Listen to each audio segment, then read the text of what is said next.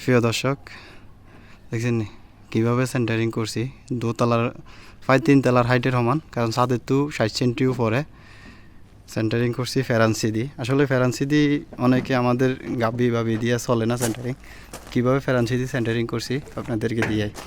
আসলে এভাবে যদি বাইরে কেউ কানিজ বাইর করে বা বাইর করা লাগে, তো আসলে এভাবে ফেরান্সি দিয়ে সেন্টারিং করতে পারেন। ফেরান্সির সেন্টারিংটা অনেক সহজ, বা করতে জানলে অনেক ইজিলি। দেখছেন নি কীভাবে ফেরান্সি দিয়ে সেন্টারিং করছি, কারো উঠে নিচে অসাধারণ, মানে অনেক সুন্দর সিস্টেমটা। তো ফেরান্সি সেন্টারিংটা আসলে অনেক সুন্দর বা সহজ করতে জানলে। এই তাবুক দিই জগ দিই মাছা দেন থেকে আমি মনে করি ফেরান্সি দিয়ে মাছা দিই করাটাই ভালো। তো যারা আসলে এভাবে কান বা দোতলার উপরেতে বা ইয়েতে এই কান্নিজ বাইর করবেন, এভাবে ফেরান্সি দিয়ে করবেন। দেখছেন নি। তো ফেরান্সি সেন্টারিং আসলে অনেক ভালো, কারণ কোনো রিস্ক নেই, অনেক সুন্দরভাবে করা যায়। তো আসলে কীরকম হয়েছে অবশ্যই ভিডিওটা সেন্টারিংটা কেমন হয়েছে জানাবেন।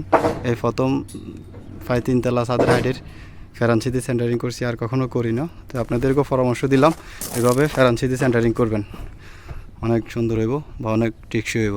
এখন নুসলাম ভাই উপরে সাইডে কেলাম মারতে আছে, ঠেঁস দিতে আছে, ফেরান্সির উপরে দাঁড়াই কাজ করতেও সুবিধা। তো সবাই ভালো থাকবেন, ভিডিওটা ভালো লাগলে অবশ্যই শেয়ার করে দেবেন। এটা একটা 3D ঘরের কাম, দেখছেন ডিজাইনের অবস্থা চান ঘরের।